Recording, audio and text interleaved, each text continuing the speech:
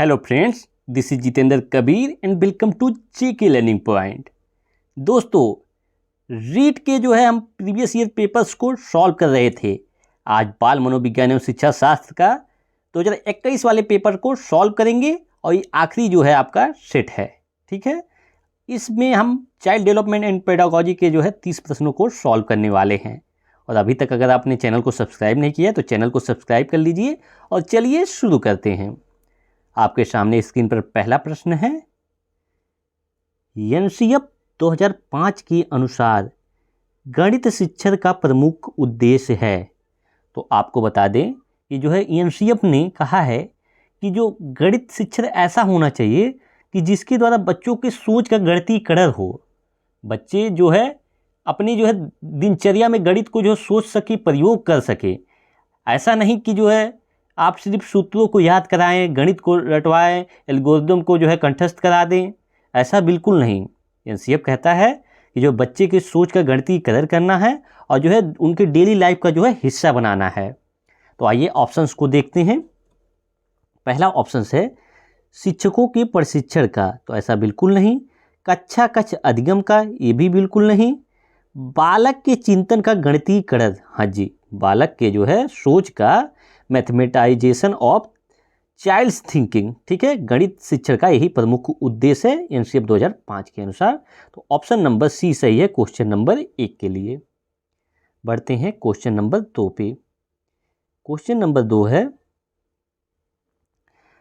परितोषित तथा दंड के माध्यम से सीखना अधिगम के किस सिद्धांत से संबंधित है। मतलब learning through reward and punishment is related which of the theory. Question ये कह रहा है कि पुरस्कार और दंड के द्वारा किस थियरी में सीखा जाता है, अधिगम की किस थियरी में सीखा जाता है। क्या वह सामाजिक सीखना है, या फिर क्रिया प्रसूत अनुबंधन है, या फिर शास्त्रीय अनुबंधन है, या संज्ञानात्मक सिद्धांत है। तो जो सामाजिक सीखना है ये एल्बर्ट बंडूरा ने दिया था। और इसमें उन्होंने कहा था कि कभी कभी समाज में चल रही घटनाओं को हम देखकर ही ऑटोमेटिक सीख जाते हैं, भले उसको अपनी जीवन की दिनचर्या में लाएं या ना लाएं। क्रिया प्रसूत अनुबंधन सिद्धांत, ऑपरेंट कंडीशनिंग थियरी, इसे बीएफ स्किनर ने दिया था। बीएफ स्किनर ने दिया था और यही आपका रिवार्ड एंड पनिशमेंट थियरी है। तो क्वेश्चन नंबर 2 के लिए ऑप्शन नंबर बी सही है। फिर भी आगे के ऑप्शन देखते हैं। शास्त्रीय अनुबंधन सिद्धांत, क्लासिकल कंडीशनिंग थियरी, और अगला है संज्ञानात्मक सिद्धांत। तो क्लासिकल कंडीशनिंग थियरी को पावलोव ने दिया था, और संज्ञानात्मक सिद्धांत को आपके जीन पियाजे ने कॉग्निटिव डेवलपमेंट थियरी दिया था। तो यहाँ क्वेश्चन नंबर 2 के लिए ऑप्शन नंबर बी सही है कि रिवार्ड और पनिशमेंट के थ्रू आपके ऑपरेंट कंडीशनिंग यानी क्रिया प्रसूत अनुबंधन सिद्धांत में लर्निंग होती है, सीखा जाता है, और इसको बीएफ स्किनर ने दिया था। बढ़ते हैं क्वेश्चन नंबर 3 पे। क्वेश्चन नंबर 3 है, निम्नलिखित में से कौन सी प्रक्रिया बाल्यावस्था के दौरान सीखने से संबंधित नहीं है। नहीं है मतलब नहीं पे ज़्यादा ध्यान दीजिएगा। ठीक है, पहला है आपका पूर्व अनुभव, दूसरा है प्रतिबिंबन, तीसरा है कल्पना, चौथा है तर्क। तो आपको बता दें कि मतलब तर्क, जो बच्चे हैं बाल्यावस्था में हैं वहाँ पे उनको तर्क आ जाता है। भले ही वो तर्क कंक्रीट हो, एब्स्ट्रैक्ट ना हो, लेकिन कंक्रीट ही तर्क हो, मूर्त तर्क आ जाए, लेकिन तर्क वो लोग करते रहते हैं। और रही बात इमेजिनेशन, तो बच्चे तो अपनी कल्पना में, अपनी कल्पना की दुनिया में खोए ही रहते हैं। रिफ्लेक्शन, बिल्कुल वो प्रतिबिंबन भी करते हैं। लेकिन अभी बच्चा नया नया दुनिया में आया, नई नई चीज़ों को सीख रहा है। अभी उसकी ये सीखने की उम्र है, तो उनके पास कहाँ से पूर्व अनुभव आ जाएगा, पास्ट एक्सपीरियंस कहाँ से आ जाएगा। अभी तो बच्चा खुद ही अभी नई नई दुनिया में आया है, छोटी सी उम्र है, बाल्यावस्था में। मतलब बाल्यावस्था आपका 2 से लेके 12 वर्ष के बीच में होता है, जिसमें आपका early childhood and later childhood दोनों आता है। तो उस दौरान बच्चा अभी इतना परिपक्व नहीं हुआ, इतनी उम्र उसकी नहीं है कि उसके पास अनुभव हो जाए, पास्ट एक्सपीरियंस हो जाए। इसीलिए इसमें पूछा है कि बाल्यावस्था के दौरान सीखने से संबंधित नहीं है? तो जी हाँ, पूर्व अनुभव सीखने से संबंधित नहीं है। बढ़ते हैं क्वेश्चन नंबर 4 पे। क्वेश्चन नंबर 4 है, किसी विशेष कार्यक्रम या प्रशिक्षण के प्रभावों का मापन करने के लिए किस प्रकार के परीक्षणों को परिकल्पित किया जाता है? ठीक है, आपका क्वेश्चन नंबर 4 कह रहा है कि मान लीजिए कोई कार्यक्रम है या प्रशिक्षण है, उसके प्रभाव को मापन करना है, तो उसमें जो है कौन सा जो है आपका टेस्ट लिया जाएगा। तो अगर कोई भी प्रशिक्षण दिया गया है तो उससे आपके जो पर्सनालिटी है, व्यक्तित्व है, उसमें तो बदलाव आएगा, लेकिन ये जो है अगर प्रशिक्षण दिया जाता है तो बच्चा सीखेगा तो कहाँ होगा? उसकी बौद्धिक क्षमता में विकास होगा। प्रशिक्षण इसीलिए दिया जाता है ताकि उसकी जो बौद्धिक क्षमता है उसका जो विकास हो, इंटेलिजेंस लेवल हाई हो। अगर आप स्कूल में पढ़ने जाते हैं तो आप अपनी जो है बुद्धि का ही तो जो है बढ़ाने के लिए जाते हैं, तो आपका जो है किसी कार्यक्रम विशेष को प्रशिक्षण प्रभाव का मापन जो है आपके जो है बौद्धिक स्तर पे, इंटेलिजेंस स्तर पे जो है किया जाता है। तो यहाँ क्वेश्चन नंबर 4 के लिए ऑप्शन नंबर बी जो है सही है। बढ़ते हैं क्वेश्चन नंबर 5 पे। क्वेश्चन नंबर 5 है, किस विकास की किस अवस्था में एक व्यक्ति व्यावसायिक समायोजन की समस्या का सामना करता है? ठीक है, क्वेश्चन ये कह रहा है कि विकास की कौन सी अवस्था में जो है एक व्यक्ति जो है व्यावसायिक समायोजन, मतलब उसे व्यवसाय में जो है समायोजित व्यवसाय करने की जो है समस्या का सामना करता है। तो आपको बता दें कि पहला ऑप्शन है वृद्धावस्था। तो वृद्धावस्था में वो तो जो है रिटायर हो चुका रहता है, जो उसको करना रहता है जीवन में सब कर धर के खाली हो चुका रहता है। वृद्धावस्था में उसे तो बस वो उसकी आराम करने की अवस्था हो जाती है।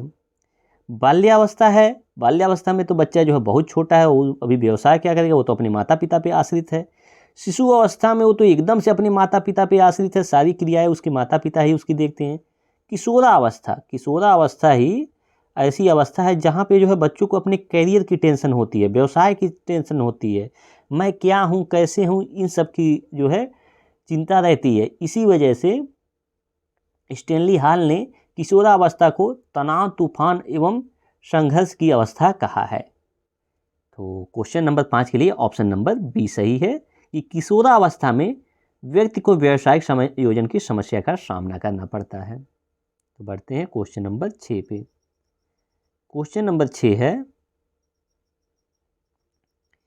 व्यक्तिगत विभिन्नता को निर्धारित करने में कौन सी जैविक कारक नहीं है? ठीक है, आपको ध्यान देना है कि व्यक्तिगत विभिन्नता को निर्धारित करने में कौन सा जैविक कारक नहीं है। 4 ऑप्शंस दिए गए हैं। पहला है ऑप्शन नंबर ए आनुवंशिकता, दूसरा है जन्मजात स्वभाव, तीसरा है अभिभावक बालक संबंध और चौथा है आपका डी शारीरिक स्वास्थ्य। तो आपका जो बायोलॉजिकल फैक्टर है इनमें से जो है चारों में से कौन सा नहीं है, आपको ये देखना है। तो आनुवंशिकता बिल्कुल ये जो है आपका बायोलॉजिकल फैक्टर है, ठीक है, जैविक कारक है, ये आपके जन्म के साथ ही जो है पैदा होती है, इसमें आप कोई परिवर्तन नहीं होता है, ठीक है, जो रहता है वो आपका जो है लक्षण रहता है। जन्मजात स्वभाव, तो जन्मजात स्वभाव भी आपका निश्चित है, ठीक है, जो जिस स्वभाव के साथ आप पैदा हो, जो आपके जीन्स हैं जैसे वैसे आपका जो है स्वभाव रहेगा। अभिभावक बालक संबंध, ये आपका जैविक कारक नहीं है, ये आपका अर्जित कारक है, ठीक है, जैसा जो है आपका माता पिता रहेंगे उसी तरह के जो है अभिभावकों का और बालकों का जो है संबंध रहेगा, ठीक है। तो यहाँ पे पूछा कौन सा जैविक कारक नहीं है, तो ऑप्शन नंबर सी है ये जैविक कारक नहीं है। बाकी जो है ऑप्शन नंबर डी है शारीरिक स्वास्थ्य, तो ये भी आपका जैविक कारक है, फिजिकल हेल्थ भी आपका बायोलॉजिकल फैक्टर है, ठीक है। तो क्वेश्चन नंबर 6 के लिए ऑप्शन नंबर सी सही है। बढ़ते हैं क्वेश्चन नंबर 7 पे। क्वेश्चन नंबर 7 है, डाउन सिंड्रोम डाउन संरक्षण का कारण है, मतलब डाउन सिंड्रोम का जो है कारण क्या है? तो डाउन सिंड्रोम के कारण ये होता है कि जो माता होती हैं और उनके जो क्रोमोसोम्स होते हैं, जो उनका जो है 21वां क्रोमोसोम्स होता है, गुणसूत्र होता है, उसमें जो है अगर कोई कमी आ जा रही, कोई दिक्कत आ जा रही है, तो जो है आने वाले जो है बच्चे में, बेबी में डाउन सिंड्रोम हो जाता है। तो इसके लिए जो है आपका 21वां जो है गुणसूत्र जो है यानी त्रिगुणसूत्रता 21 यानी ट्राइसोमी 21 जो है इसके लिए मेन जिम्मेदार होता है। डाउन सिंड्रोम होने के लिए जो है आपका ऑप्शन नंबर बी सही है क्वेश्चन नंबर 7 के लिए। बढ़ते हैं क्वेश्चन नंबर 8 पे। क्वेश्चन नंबर 8 है, विश्वसनीयता की अवधारणा से आशय है, ठीक है, the concept of reliability refers to, ठीक है, निर्देशों की वस्तुनिष्ठता, मापन का उद्देश्य, प्राप्तांकों की बारंबारता, गणना की समरूपता। तो आपको बता दें कि आपका किसी भी जो है the concept of reliability refers to consistency of scores, ठीक है, जो कंसिस्टेंसी होती है, जो प्राप्तांकों की बारंबारता होती है, इसी से जो है विश्वसनीयता की अवधारणा का आशय होता है, ठीक है। तो रिलायबिलिटी जो है कंसिस्टेंसी से रिलेट करती है। तो क्वेश्चन नंबर 8 के लिए ऑप्शन नंबर सी सही है। बढ़ते हैं क्वेश्चन नंबर 9 पे। क्वेश्चन नंबर 9 है, क्वेश्चन नंबर 9 है आपका कि निम्नलिखित में से कौन सा प्रक्षेपी परीक्षण का उदाहरण नहीं है, which of the following is not example of projective test, ठीक है। तो आइए देखते हैं कि कौन सा इसमें प्रोजेक्टिव टेस्ट का उदाहरण नहीं है। तो ऑप्शन नंबर ए है TAT test, option number B है आपका SCT test, option number C है draw a man test and option number D है एमएमपीआई टेस्ट। तो आपको बता दें इसमें जो एमएमपीआई टेस्ट है ये जो है आपका प्रक्षेपी परीक्षण का उदाहरण नहीं है। जो क्वेश्चन नंबर 9 के लिए ऑप्शन नंबर डी सही है कि जो है एमएमपीआई जो है प्रक्षेपी परीक्षण का प्रोजेक्टिव टेस्ट का उदाहरण नहीं है। बाकी जो ये तीनों आपका जो है चाहे टीएटी टेस्ट हो या सीटी टेस्ट हो, ड्रामैन टेस्ट हो, ये जो है तीनों जो है आपके प्रोजेक्टिव टेस्ट यानी प्रक्षेपी परीक्षण का उदाहरण है। लेकिन यहाँ पे क्वेश्चन में पूछा कि कौन सा प्रक्षेपी परीक्षण का उदाहरण नहीं है, तो ऑप्शन नंबर डी ही इसका उदाहरण नहीं है, इसलिए यही हो जाएगा सही। तो बढ़ते हैं क्वेश्चन नंबर 10 पे। क्वेश्चन नंबर 10 है, बहुबुद्धि का सिद्धांत किसने दिया था? बहुबुद्धि का सिद्धांत किसने दिया था, यानी मल्टीपल इंटेलिजेंस को किसने दिया था? तो आपको बता दें कि मल्टीपल इंटेलिजेंस को हार्वर्ड गार्डनर ने दिया था, ठीक है। इसके प्रतिपादक हार्वर्ड गार्डनर है।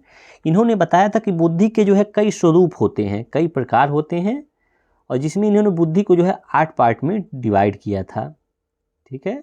इसमें इन्होंने जो है कई जो है प्रकार बताए जिसे 8 पार्ट में डिवाइड किया है। तो बहुबुद्धि के सिद्धांत के प्रतिपादक हार्वर्ड गार्डनर हैं। बढ़ते हैं आगे। हार्वर्ड गार्डनर ने जो है 8 प्रकार बताए हैं, जिसमें अगर 8 प्रकारों का जो है हम आपको नाम बताएं तो उसमें जो है आपका नेचुरलिस्टिक हो जाएगा, इंटरपर्सनल, इंट्रापर्सनल, साथ में आपका हो जाएगा क्या नाम काइनेस्थेटिक, ये सारे जो है उनके बुद्धि के प्रकार में आते हैं, ठीक है। तो बढ़ते हैं आगे। अगला क्वेश्चन है कि जो है क्वेश्चन नंबर 11, ठीक है, इधर है, मानव विकास में आजीवन चलता रहता है यद्यपि 2 व्यक्ति बराबर नहीं होते हैं। मतलब मानव विकास आजीवन चलता रहता है और जबकि जो है 2 व्यक्ति बराबर नहीं होते हैं, किंतु सभी सामान्य बालकों में विकास का क्रम एक सा रहता है। यह कथन विकास के किस सिद्धांत की ओर संकेत करता है? तो जो है क्वेश्चन ये कह रहा है कि जो मानव का विकास है वो आजीवन कंटिन्यूअस रूप से चलता रहता है, उसके बावजूद भी 2 व्यक्तियों का जो विकास है वो बराबर नहीं होता है, जबकि जो है इनके बालकों के विकास का क्रम तो एक सा रहता है। तो विकास के जो है कौन से सिद्धांत की ओर जो है ये इशारा कर रहा है? तो ऑप्शन नंबर ए है सतत विकास का सिद्धांत, ठीक है। ऑप्शन नंबर बी है परस्पर संबंध का सिद्धांत, ऑप्शन नंबर सी है समान प्रतिरूप का सिद्धांत, ऑप्शन नंबर डी है सामान्य से विशिष्ट अनुक्रियाओं का सिद्धांत। तो आपको बता दें कि कह रहा है विकास का क्रम एक सा रहता है, जो है सभी, चाहे जो है बालक आपके इंडिया में हो, आपके गांव में हो, शहर में हो या अमेरिका का बच्चा हो, सारे बालकों का जो है विकास का जो क्रम होता है एक रहता है कि जो है पहले बच्चा जो है गर्भावस्था में रहेगा, उसके बाद जो है शैशवावस्था, बाल्यावस्था, किशोरावस्था, सारे जो है जगहों पे क्रम एक सा रहता है।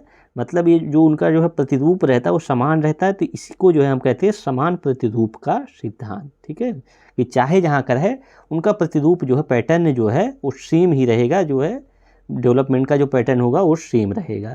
तो इसलिए option number C question number 11 के लिए सही है।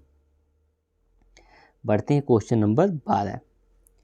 क्वेश्चन नंबर 12 है कि जीन पियाजे के अनुसार संज्ञानात्मक विकास की अंतिम अवस्था कौन सी है। तो जीन पियाजे ने आपका 4 अवस्थाएं दी हैं विकास के, जिसमें आपका जो है पहली अवस्था है सेंसरी मोटर, दूसरी है प्री ऑपरेशनल, तीसरा है कंक्रीट ऑपरेशनल और चौथा है फॉर्मल ऑपरेशनल।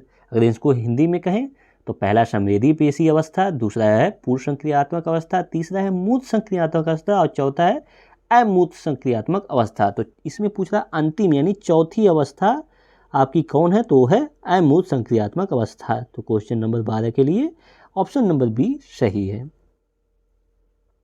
बढ़ते हैं क्वेश्चन नंबर 13 पे। क्वेश्चन नंबर 13 है आनुवंशिकी के जनक हैं, आनुवंशिकी के जनक हैं। तो जैसा कि कल हमने अपने लेक्चर में जो है आनुवंशिकता पढ़ाया भी था, सीडीपी का जो लेक्चर जो है चल रहा है, और उसमें बताए थे आपको कि जो है आनुवंशिकता के जो है जनक ग्रेगर जॉन मेंडल हैं। ठीक है, आनुवंशिकता के जनक ग्रेगर जॉन मेंडल हैं। तो क्वेश्चन नंबर 13 के लिए ऑप्शन नंबर ए सही है कि आनुवंशिकता के जनक ग्रेगर जॉन मेंडल है, जैसा कि कल हमने आपको सीडीपी क्लास में पढ़ाया था। तो दोस्तों हमारे इसी चैनल पे सीडीपी का जो है क्लास चल रहा है, एकदम वो कंप्लीट है जो है सभी जो है टीचिंग एग्जाम के लिए। अगर अभी तक आपने उसको नहीं देखा है तो डिस्क्रिप्शन में प्लेलिस्ट की जो है लिंक है, आप जो है जाके उस वीडियो को देखिए, सारी वीडियोज देखिए।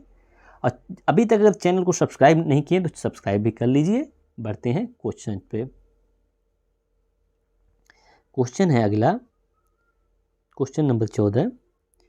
व्यक्तित्व का मनोविश्लेषणवाद सिद्धांत किसने प्रतिपादित किया था।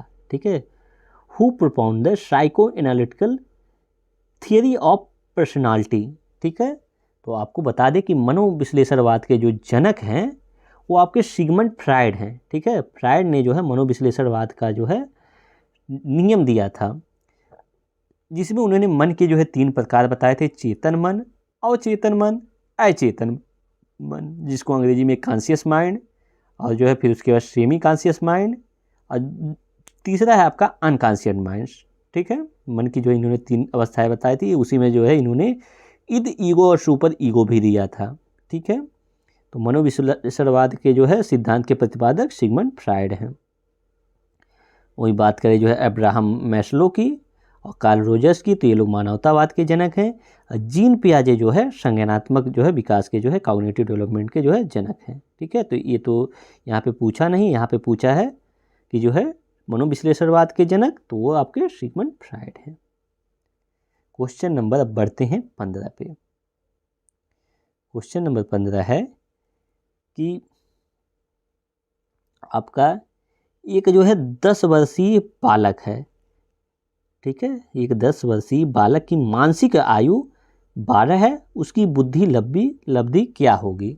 ठीक है, तो आपको बता दें कि जो है बुद्धि लब्धि यानी आईक्यू का जो फार्मूला होता है वो होता है MA/CA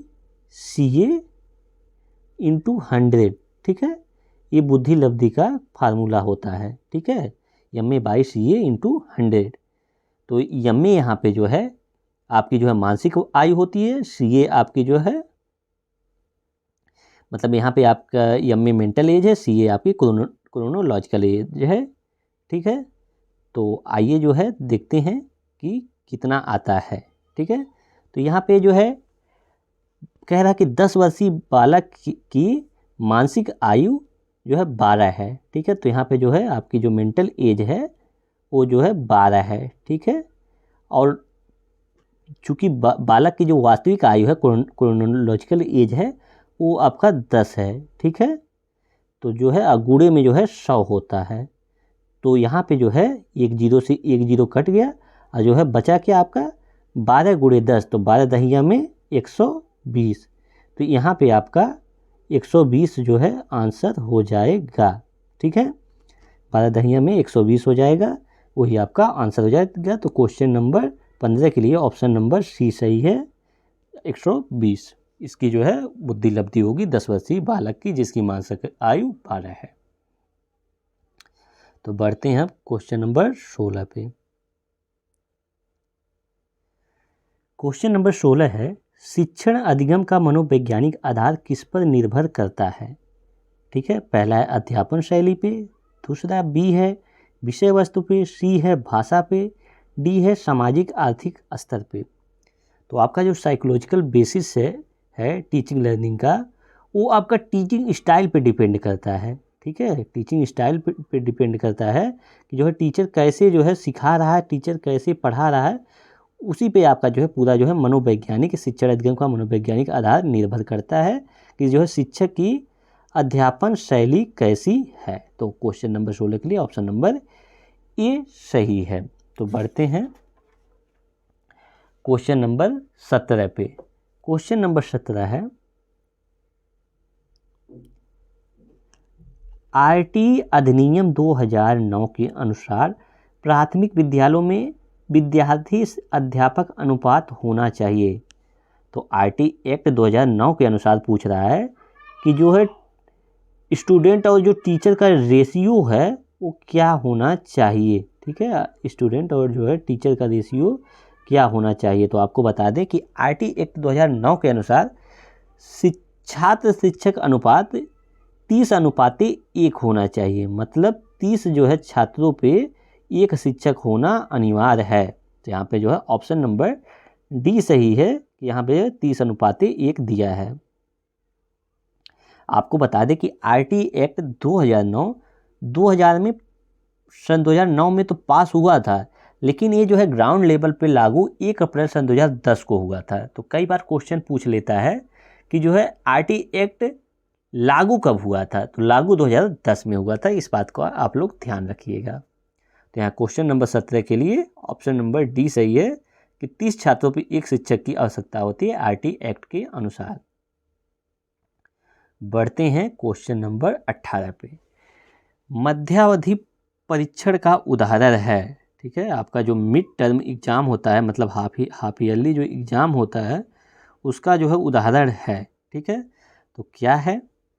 रचनात्मक मूल्यांकन का उदाहरण है, मानदंड संदर्भित मूल्यांकन का, या योगात्मक मूल्यांकन का, या नैदानिक मूल्यांकन का। तो आपको बता दें कि जो भी एग्जाम्स आपके पढ़ाने के बाद जो है जितना पढ़ाया गया है साल के अंत में या मिड टर्म में लिया जाए, मतलब जो एग्ज़ाम जो है पढ़ाने के अंत में लिया जाए, उसको हम लोग समेटिव असेसमेंट कहते हैं। ठीक है, एक होता है फॉर्मेटिव असेसमेंट और दूसरा होता है समेटिव असेसमेंट। तो फॉर्मेटिव असेसमेंट में मतलब आपका रचनात्मक मूल्यांकन में जब पढ़ाया जाता है, कक्षा के दौरान ही, पढ़ाने के समय ही अगर आपका असेसमेंट किया जा रहा है तो उसको फॉर्मेटिव या रचनात्मक मूल्यांकन कहते हैं। और जब आपका एग्ज़ाम वर्ष के अंत में हाफ ईयरली एग्ज़ाम हो, ये सारे एग्ज़ाम्स जो है समेटिव यानी योगात्मक जो है मूल्यांकन के अंतर्गत आते हैं। चूँकि ये जो है मध्यावधि यानी हाफ ईयरली परीक्षा है, तो इसके लिए ऑप्शन नंबर सी जो है सही है। ठीक है, कि ये योगात्मक मूल्यांकन का उदाहरण है। बढ़ते हैं क्वेश्चन नंबर 19 पे। क्वेश्चन नंबर 19 है, कौन सा रोग वंशानुगत है? मतलब पूछ रहा है कि इनमें से कौन सा रोग है जो एक वंश से दूसरे वंश में जाता है, एक पीढ़ी से दूसरी पीढ़ी में।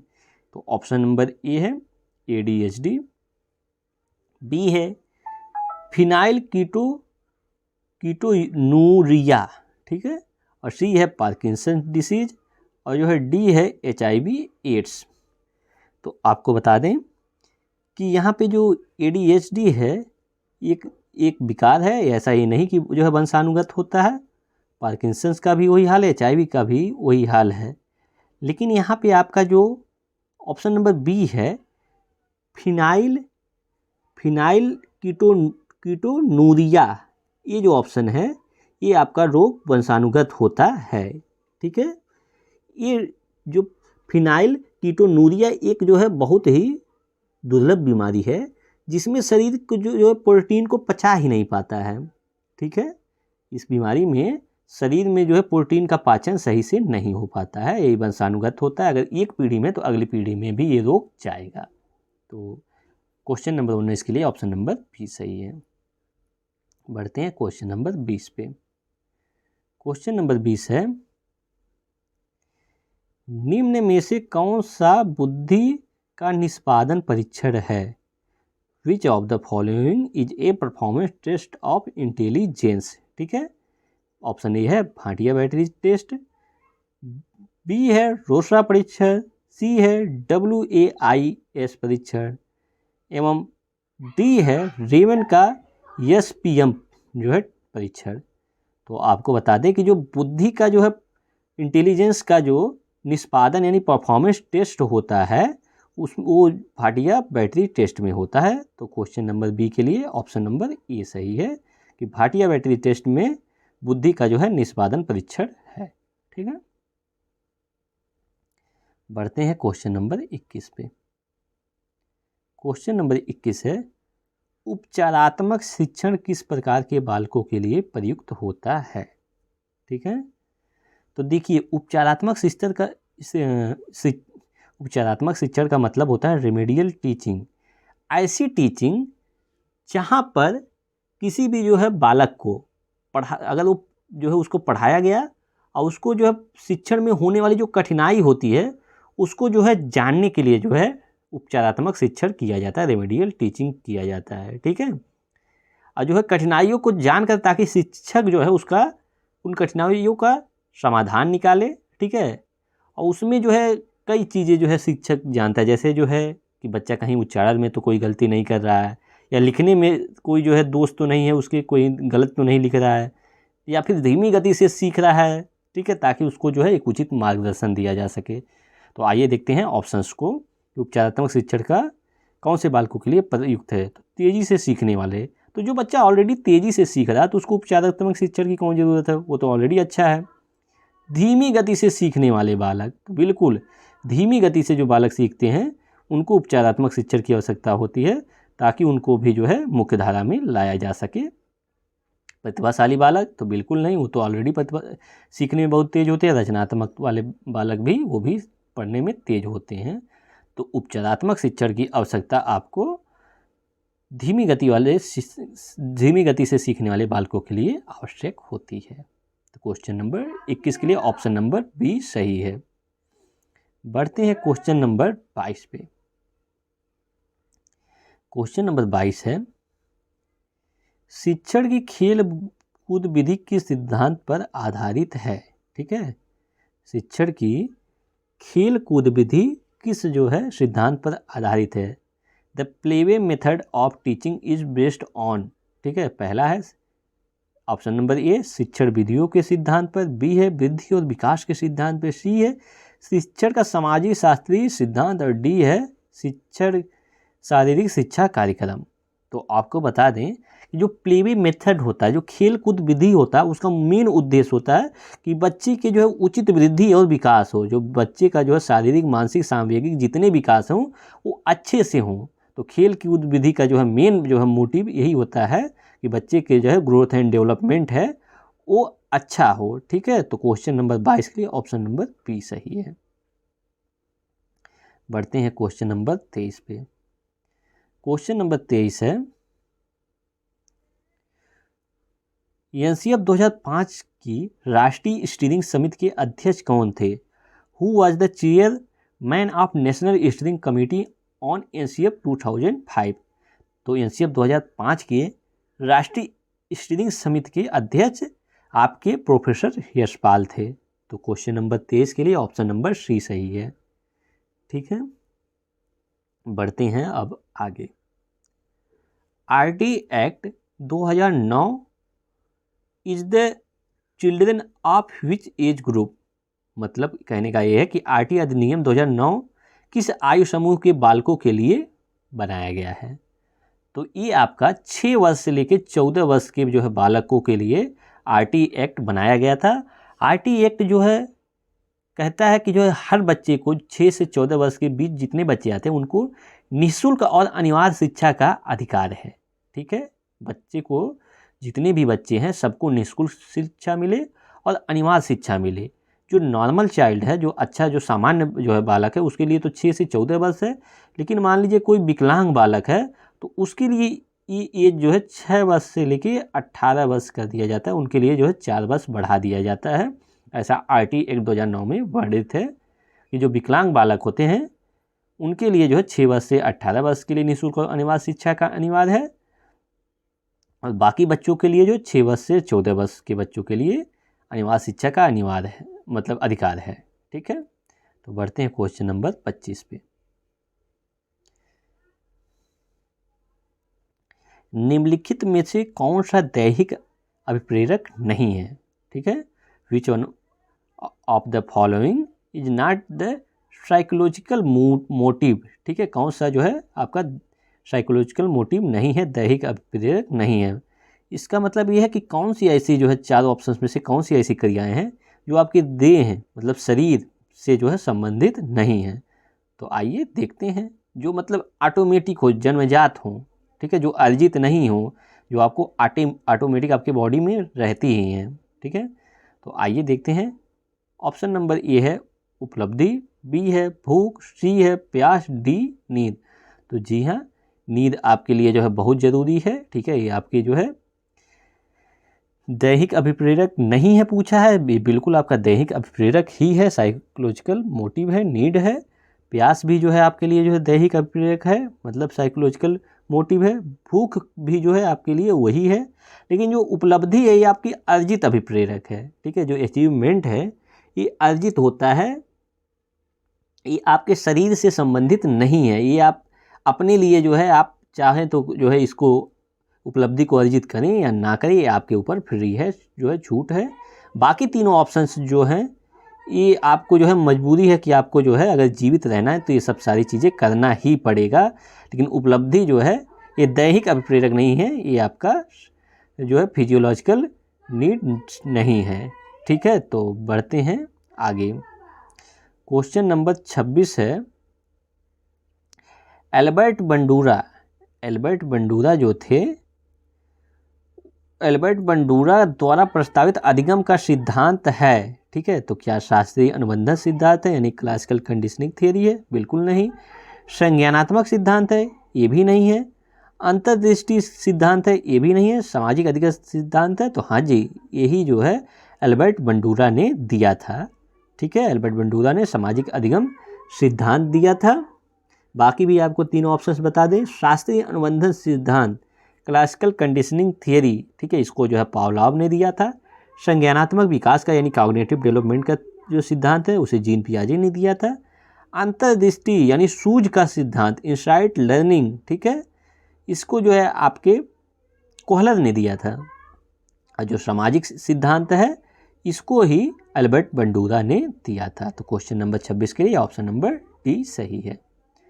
बढ़ते हैं क्वेश्चन नंबर 27 पे। क्वेश्चन नंबर 27 है, रेमंड कैटल द्वारा कितने व्यक्तित्व के कारक प्रस्तावित किए गए हैं? ऑप्शन ए है 5, बी है 14, सी है 16, डी है 8। तो रेमंड बी कैटल के द्वारा व्यक्तित्व के कुल 16 कारक जो है प्रस्तावित किए गए हैं। तो क्वेश्चन नंबर 27 के लिए ऑप्शन नंबर सी सही है। ठीक है, बढ़ते हैं आगे। अगला क्वेश्चन है, निम्न में से कौन सा मैस्लो की आवश्यकता के पदानुक्रम में सम्मिलित नहीं है? Which of the following is not included in Maslow's hierarchy of need? जो अब्राहम मैस्लो की जो है नीड यानी आवश्यकता की जो थियरी है, जो उनका आवश्यकताओं के पदानुक्रम की थियरी है, सिद्धांत है, उसमें जो है कौन शामिल नहीं है? इसमें 4 ऑप्शन दिए, इन चारों में से चूज करना है। पहला है दैहिक आवश्यकताएं, जिसको हम फिजियोलॉजिकल नीड्स कहते हैं, बिल्कुल है। ठीक है, बी है आपका इंडिविजुअलिज्म एंड कलेक्टिविज्म यानी व्यक्तिवाद एवं समूहवाद। सी है लव एंड बिलोंगिंगनेस, और जो है डी है आपका सेल्फ एक्चुअलाइजेशन यानी आत्मसिद्धिकरण। ठीक है, तो आपको बता दें कि अब्राहम मैस्लो ने आपका जो सिद्धांत दिया है उसमें जो है हायरार्की दी है, 5 जो है नीड की जो है हायरार्की दी है, मतलब जो है 5 आवश्यकताओं की जो है एक पदानुक्रम दिया है। इसको जो है मांग का सिद्धांत कहते हैं, आवश्यकता का सिद्धांत कहते हैं, जिसमें उन्होंने पहले लेवल पे जो है फिजियोलॉजिकल नीड्स को बताया था, यानी दैहिक आवश्यकताओं को बताया था, जिसमें आपका जो है पानी, खाना, सोना, ठीक है, ये सब जो है आपका दैहिक आवश्यकताएं हो गई। उसके बाद दूसरे पे आता है सेफ्टी नीड, यानी सुरक्षा की मांग। अगर आपको जो है खाने पीने रहने को मिल गया है, सोने को मिल गया है, तो अब आप चाहेंगे कि आप सुरक्षित भी रहें, जिसमें आपको जो है हेल्थ चाहिए, स्वास्थ्य अच्छा रहे, आपके पास जो है एम्प्लॉयमेंट, आपके पास नौकरी रहे, प्रॉपर्टी रहे, ठीक है, खूब ढेर सारे संसाधन रहे। जो तीसरा स्तर इन्होंने बताया था वो लव एंड बिलोंगिंगनेस है, ठीक है। और लव एंड बिलोंगिंगनेस में आप ये सोचते हैं कि आपका परिवार रहे, मित्र रहे, ठीक है, पारिवारिक संबंध रहे, पत्नी रहे, ये सब सारी चीज़ें रहें। आपका चौथा जो है वो सेल्फ स्टीम, मतलब अब लव एंड बिलोंगिंगनेस मिल ही गया, प्यार मिल ही गया, तो अब चलिए हमको अब इज्जत भी चाहिए, मतलब रिस्पेक्ट इसमें आता है, स्टेटस आता है, रिकग्नाइजेशन, मतलब आपकी पहचान हो, 4 लोग आपको जाने, आपका स्टेटस बना रहे, इज्जत करें, ठीक है। और पांचवा जो आखिरी स्तर होता है वो सेल्फ एक्चुअलाइजेशन का होता है, यानी आत्मसिद्धि करण का होता है, ठीक है। तो यहाँ पे आपका जो है सेल्फ एक्चुअलाइजेशन भी है, लव एंड बिलोंगिंगनेस भी है, और फिजियोलॉजिकल नीड्स है जो कि ये पहला है, और जो है लव एंड बिलोंगिंगनेस आपका तीसरा है, और जो है सेल्फ एक्चुअलाइजेशन पांचवा है। लेकिन जो इंडिविजुअलिज्म एंड कलेक्टिविज्म, यानी व्यक्तिवाद एवं समूहवाद जो है, ये इनके थियरी में कहीं भी इसका जिक्र नहीं है। तो जो है अब्राहम की आवश्यकता के पदानुक्रम में सम्मिलित नहीं है। तो क्यों नहीं सम्मिलित है? व्यक्तिवाद एवं समूहवाद सम्मिलित नहीं है, ठीक है। तो बढ़ते हैं क्वेश्चन नंबर 29 पे। एक व्यक्ति में एक समय पर 2 विपरीत इच्छाओं का होना, मतलब कोई व्यक्ति है, एक ही समय पे उसके जो है माइंड में 2 विपरीत जो है इच्छाएं हैं। तो इस इच्छा को क्या द्वंद्व कहते हैं, कुंठा कहते हैं, चिंता कहते हैं, या फिर जो है आपका दबाव कहते हैं, ठीक है। तो मतलब द्वंद्व का ये मतलब होता है कि जो है आपके माइंड में द्वंद्व तब जो है उत्पन्न होता है जब आपको जो है मतलब कुछ ऐसा जो है सामना करना पड़े जिसमें आपको असामंजस्य की स्थिति उत्पन्न हो जाए, ठीक है। मतलब दोनों जो है, अगर आपको कोई डिसीजन लेना है, 2 सिचुएशन है, दोनों सिचुएशन एक दूसरे के विपरीत हैं, एक दूसरे की उल्टी हैं, जिसमें से आपको एक को चुनना है, तो आपके माइंड में जो है दबाव, ठीक है, जो है कॉन्फ्लिक्ट उत्पन्न हो जाता है, ठीक है। आपके माइंड में कॉन्फ्लिक्ट यानी द्वंद्व उत्पन्न हो जाता है। तो यहाँ क्वेश्चन नंबर 29 के लिए ऑप्शन नंबर ए सही है कि एक व्यक्ति में एक समय पर 2 विपरीत इच्छाओं का होना द्वंद्व कहलाता है, कॉन्फ्लिक्ट कहलाता है, ठीक है। तो बढ़ते हैं क्वेश्चन नंबर 30 के लिए। आज का आखिरी प्रश्न है, निम्नलिखित में से कौन सा अनुसंधान स्टीफन कोरे से संबंधित है?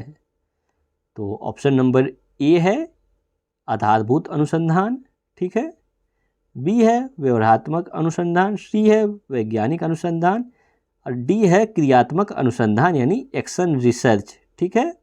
तो आपको बता दें कि जो है स्टीफन कोरे से जो है आपका एक्शन रिसर्च जो है संबंधित है, यानी क्रियात्मक अनुसंधान जो है स्टीफन कोरे से संबंधित है।